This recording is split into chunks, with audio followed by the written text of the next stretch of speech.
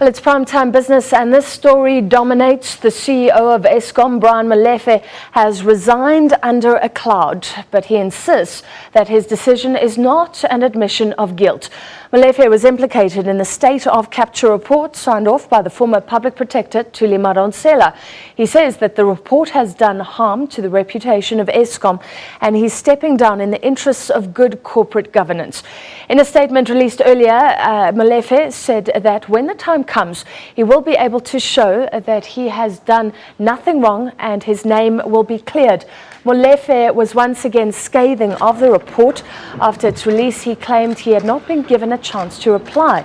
That claim was countered by Madonsela, who says he was given the opportunity to answer questions. In the statement today, Molefe still maintains that his constitutional right to be heard was, in his words, deferred. He says it is a matter for regret that the report was prepared in haste to meet a deadline related to Madonsela's departure from office. Molefe says the report deferred a proper investigation to a commission of inquiry, and if such a body is assembled, it will not be for some time.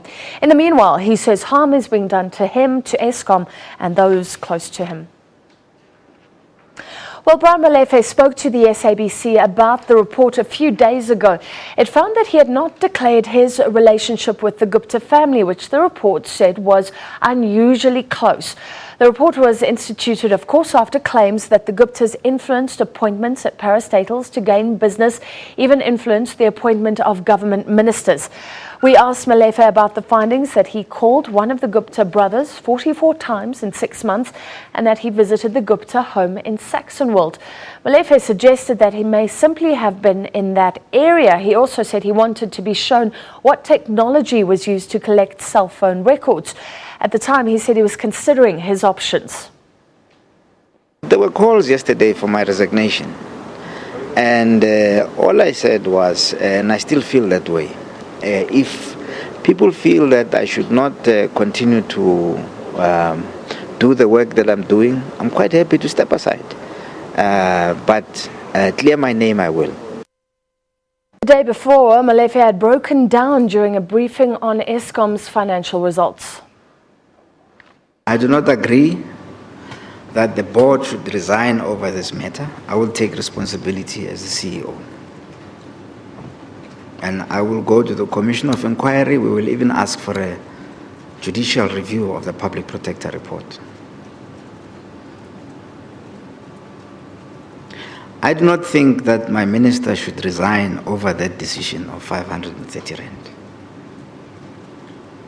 I also don't think the president should resign because we decided not to give Glencore 530 rand when we had a contract for 150.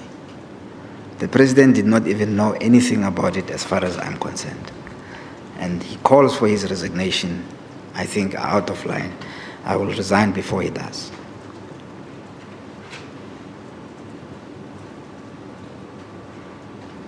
So, I saw this morning in the media that the board must stand down. I will weigh my options and I will consider, because if this situation was to arise again, because last night I said the whole night agonizing, what could we have done differently? And I found nothing. But what pains me the most is I never had the opportunity to explain what I'm saying now to Advocate Thuli Madonsela. Thank you.